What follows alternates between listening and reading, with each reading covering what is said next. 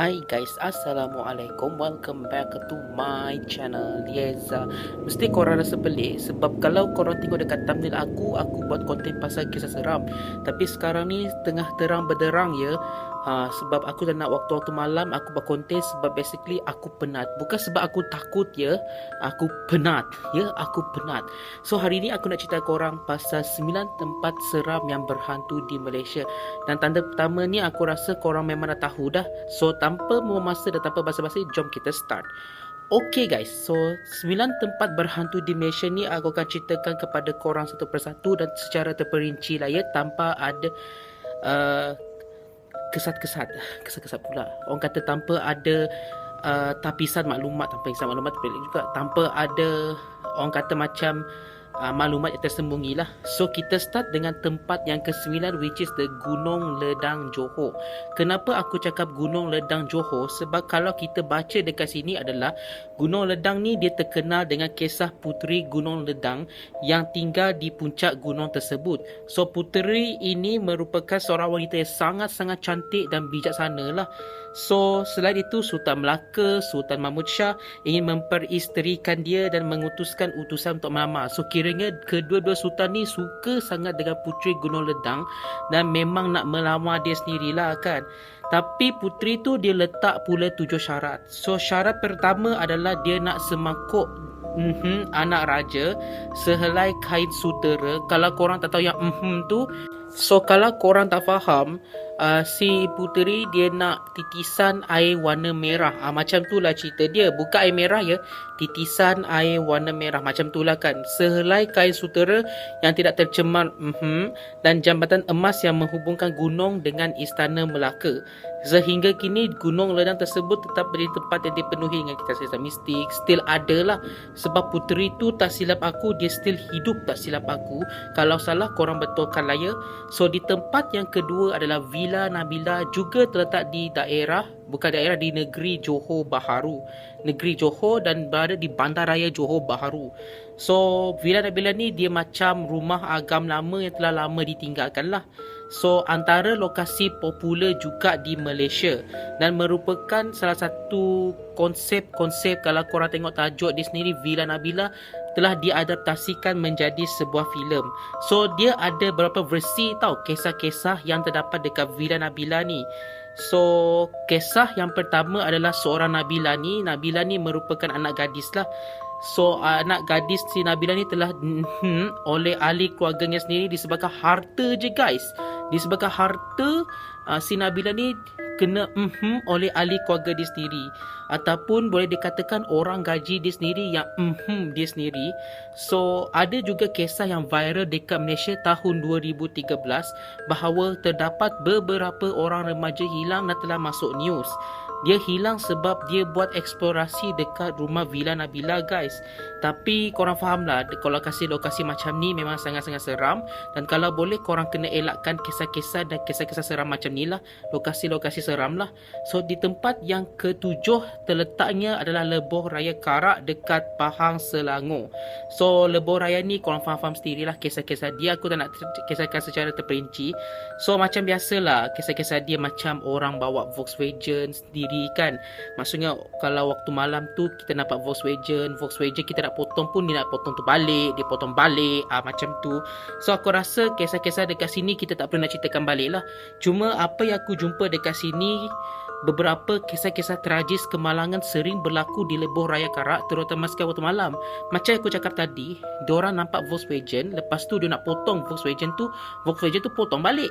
Lepas tu last tu kalau kita tak nak potong dia balik, okay, kita slow down, kita follow je lah ya, kita follow je, bagi dia jalan terlebih dahulu kalau kita nak selamat. So kalau korang tengok filem ni pun dah masuk dekat dalam Netflix. Tajuk dia adalah Karak The Movie. Tajuk filem ni dah lama tau, 2011 dah diterbitkan. Kalau nak tengok boleh tengok lah ya. Di tempat yang ke-6 kita ada Kelly's Castle di Perak. So yang benornya adalah William Kelly Smith, seorang peladang Scotland.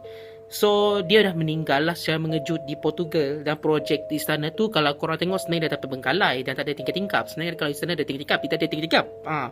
So korang tengok lah dekat dia punya bangunan dia macam ni lah kan. Dia ada terowongan bawah tanah, dia ada bilik rahsia, bilik pengobanan.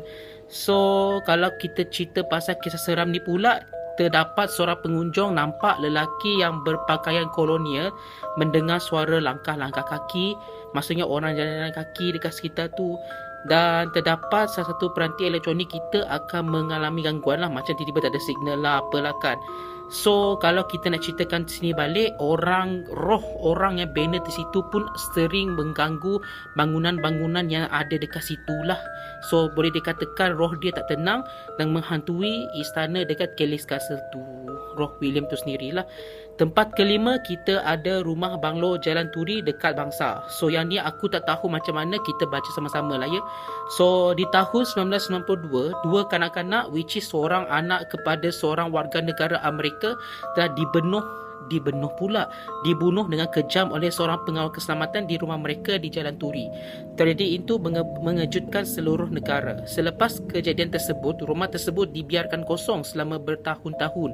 Penduduk sekitar melaporkan terdapat suara tangisan dan jeritan kanak-kanak melihat lampu menyala sendiri serta kelibat anak kecil bermain di laman waktu malam. Rumah tu sekarang ni telah dirobohkan, cuma cerita-cerita yang menghantui tu still ada lah sampai sekarang. Kalau kita buka kisah seram mestilah ada kan, betul tak? So di tempat keempat, which is apa, confirm korang tak tahulah, aku pernah buat konten ni tau, Highland Towers dekat Selangor. Highland Towers ni kalau kita tengok dia ada 3 blok kondominium lah, dan ini aku tak perlu ceritakan lah. Kalau korang nak tahu pasal Highland Towers ni, korang boleh tengok video aku yang inilah, kejadian tanah runtuh yang berlaku di Highland Towers. Sebab pasal benda macam ni kita faham lah, satu blok runtuh disebabkan hujan yang tak berhenti selama 10 hari, dan ada kisah-kisah dia seram dia sendiri pun. Kalau korang nak tahu juga, korang boleh tengok video yang ni. So kita ada di tempat yang ke-8, which is the Banglo Mona Fendi Shah Alam. So banglo ni of course lah semua tak tahu pasal kisah Mona Fendi kan, seorang dukun, dan juga dia pernah bunuh orang tersebut lah. Bunuh menteri tak silap aku. So kita tengok lah, kita baca dulu. So banglo ni kalau korang nak tahu sendiri, terkenal selepas kes pembunuhan Datuk Mazlan Idris, seorang ahli politik UMNO. So Mona Fendi ni bukan dukun, minta maaf lah ya, minta maaf. Okey, mangsa dibunuh dengan kejam, kepalanya dan tubuhnya dikerat kepada 18 bahagian. Walaupun rumah tu dah dirobohkan, ramai penduduk sekitar mendakwa kawasan tapak banglo tu masih keras. Ada yang melihat bayangan wanita misteri, terdengar suara mantra dan merasa seram apabila melalui kawasan tersebut. Kes Mona Fendi juga menjadi kes paling sensasi dalam sejarah perundangan negara dan hingga kini masih dibincangkan kerana unsur mistiknya. Dan berada di tempat yang ke-9, which is kita ada rumah Agnes Kate di Sandakan. Ramai YouTubers tak pernah cerita pasal kisah-kisah ni sebab dia agak kurang menarik tak silap aku. So kita baca je lah ya. Rumah kolonial British ni merupakan tempat tinggal Agnes Kate, seorang penulis terkenal yang mendokumentasikan kehidupan di Borneo. Kini rumah itu telah dijadikan museum, tetapi gangguan paranormal masih sering dilaporkan lah. Pengunjung dan staf mendakwa terdengar suara misteri, melihat bayangan wanita di tangga dan merasa diperhatikan. Ada yang percaya roh Agnes atau penghuni terdahulu masih menetap di rumah tersebut. So beberapa penyiasat paranormal tempatan juga mengesahkan adanya gangguan entiti di dalam rumah ini. Dan aku ada lupa satu ekstra kat sini, kita ada satu lagi kisah seram tempat-tempat yang menyeramkan, which is kita ada di Mima Lane. Mima Lane, kalau korang tak tahu, Mima Lane ni merupakan salah satu taman tema yang sangat-sangat famous lah ketika tu dahulu. Zaman tu lah taman tema dia sendiri. Akibat daripada tragedi seorang warga Singapura yang tergelincir dekat, kau faham tak, yang laluan gelongsor yang orang terjun pada atas sampai ke bawah tu kan. Disebabkan tu lah Mima Lane tu ditutup sekejap lah. Lepas tu lumpur masuk balik disebabkan hujan. Lumpur, dia kena orang kata banjir lumpur, tutup lagi. And at the end of the day, tak ada notis apa-apa semua. Mima Lane tu tutup dengan sepenuhnya untuk mengelakkan tragedi tersebut berlaku sehinggalah sekarang. So itulah beberapa kisah-kisah tempat-tempat yang menyeramkan di Malaysia. Kalau korang suka dengan konten kali ni, korang komen di bawah. Okay guys, aku rasa lebih baik aku nak pergi berundur terlebih dahulu sebab aku rasa haus nak minum air lagi, dan lepas ni aku nak pergi balik rumah aku sendirilah. Okay guys, aku rasa sampai sini je konten kita kali ni, and I hope I'll see you guys again in my next video. Don't forget to like, share and subscribe. Don't forget to push my notifications to get all my videos on YouTube. Jumpa lagi, dan always stay safe. Bye!